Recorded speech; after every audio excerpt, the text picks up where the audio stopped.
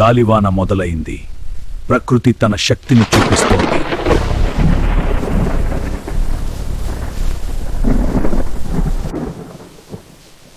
మిగతా పక్షులన్నీ భయపడి గూళ్ళలో దాక్కున్నాయి. కానీ ఒక డేగ మాత్రం భయపడలేదు.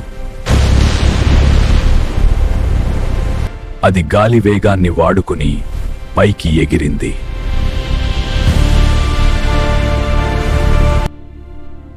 మేఘాలపైకి వెళ్లి వర్షం నుంచి బయటపడింది. సమస్యలు అందరికీ వస్తాయి, కానీ విజేత వాటిని ఎదుగుదలకి సోపానాలుగా మార్చుకుంటాడు. నీ జీవితంలో డేగలా ఎగరాలి.